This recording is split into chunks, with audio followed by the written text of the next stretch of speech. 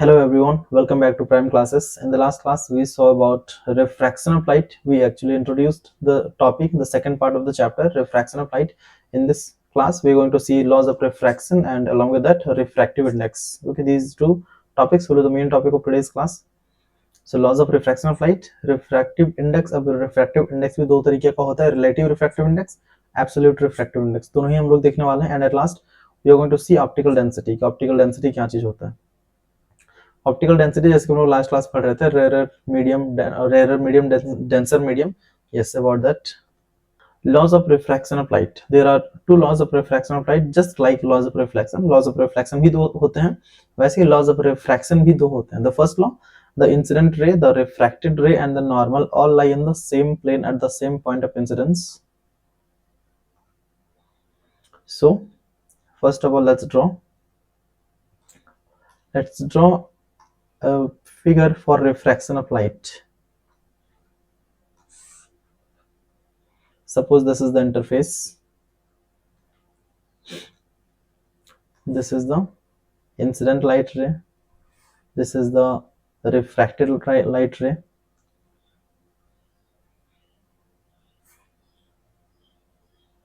and this is the normal. Okay, this is the incident light ray, this is the refracted light ray. Now ये जो angle होगा इसको हम लोग बोलेंगे angle of incidence. Angle of incidence, ये जो एंगल होगा इसको बोलेंगे angle of refraction. This is the interface. According to first law, incident ray और रिफ्रैक्टेड रे और ये जो नॉर्मल है, all this ray lie on the same plane और lie on the same interface. तीनों एक ही जगह पे लाई करेंगे. This one. Okay, this is the common point जहां पे तीनों होंगे. ऐसा कभी नहीं होगा कि यहाँ पे इंसिडेंट हो रहा है, रिफ्रैक्ट होकर यहाँ से निकल रहा है. Okay, it will never be like that. जहां पे इंसिडेंट हो रहा है वहीं से रिफ्रैक्ट होगा. So this is the first law of refraction. कि the incident ray, the refracted ray and the normal all lie in the same plane at the point of incidence. जहाँ पे incidence हो रहा है उसी point पे तीनों होंगे. This is the first law. Second law क्या है? The ratio. Second law, by the way, also known as Snell's law. कभी-कभी एग्जाम में Snell's law के नाम से पूछा जाता है, like what is Snell's law explain or state Snell's law, like that. So what is Snell's law? The ratio of sine of, now this sine is about trigonometry जो तुम लोग पढ़ने वाले हो स्टैंडर्ड 10 में. sin, cos, tan, all about this. Okay, यहाँ पे बस हम लोग को sin के बारे में जानना है. So the ratio of the sine of the angle of incidence I, this one, sin I to the sine of the angle of refraction R is constant for a given pair of media. Now given pair of media, that is plural of medium. जहाँ पे दो medium होंगे वहां पे क्या होगा, angle of incidence उसका sine divided by angle of refraction उसका sine, that is sine I by sine R. ये कांस्टेंट होगा जिसको हम लोग डिनोट करेंगे म्यू से. और ये जो म्यू है, म्यू को हम लोग बोलते हैं refractive index. Okay, where mu is the refractive index of the second medium relative to the first medium. जहाँ पे दो मीडियम होंगे, लेट्स लुक हियर. ये जो आई है, sine I divided by sine R, ये कांस्टेंट होगा.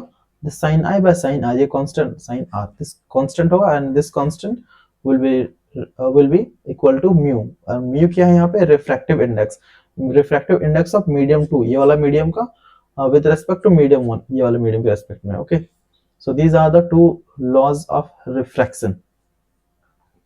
Now come to relative refractive index, then absolute refractive index. उससे पहले refractive index पता चलेगा क्या चीज होता है. This is the ratio of sin I and sin R. Refractive index को दूसरे तरीके से भी हम लोग एक्सप्रेस कर सकते हैं, like this one. Refractive index is actually speed of light in medium 1 divided by speed of light in medium 2. अब ये जो मीडियम है, इस मीडियम पे स्पीड का कुछ लाइट होगा, इस मीडियम पे स्पीड का कुछ लाइट होगा.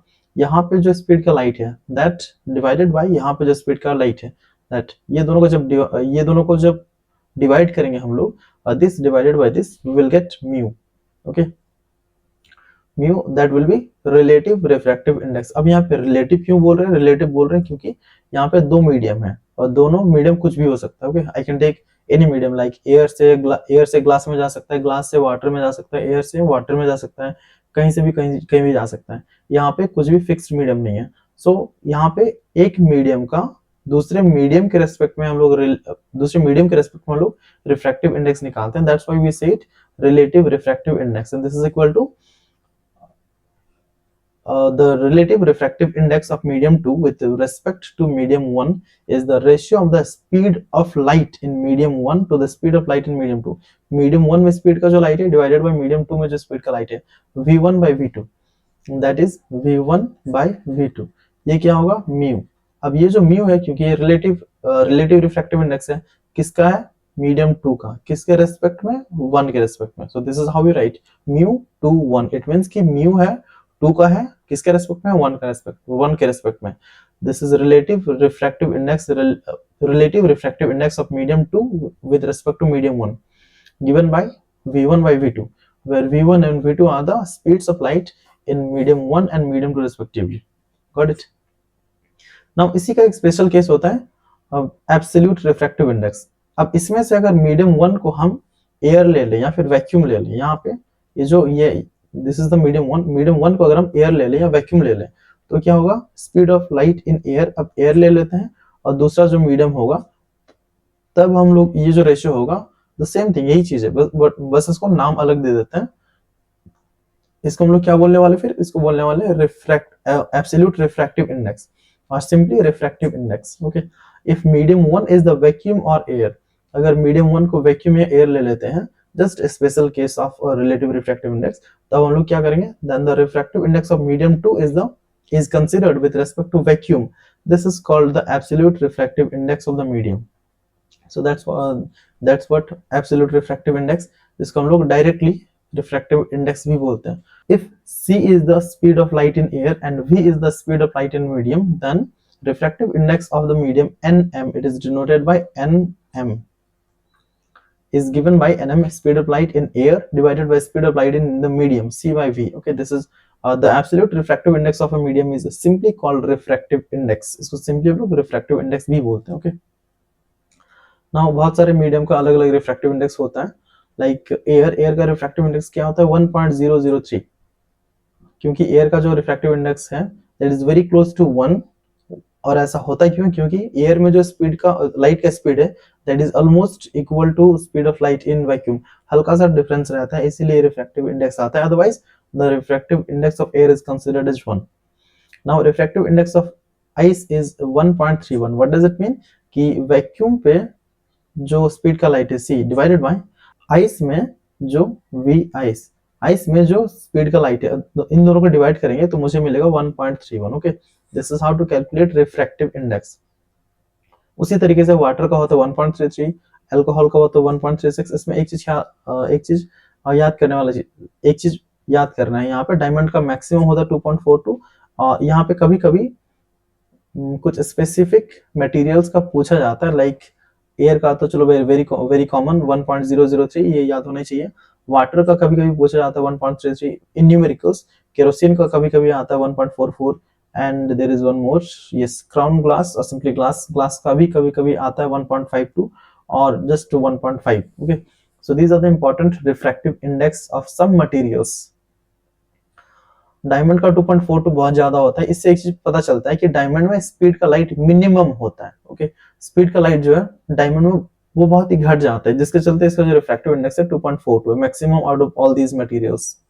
Okay, now come to the last topic, optical density. Optical density क्या होता है? Optical density refers to how much a medium slows down the light passing through it. कोई मीडियम से अगर लाइट पास कर रहा है, वो मीडियम उस लाइट को कितना हद तक रोक पा रहा है, that is known as optical density.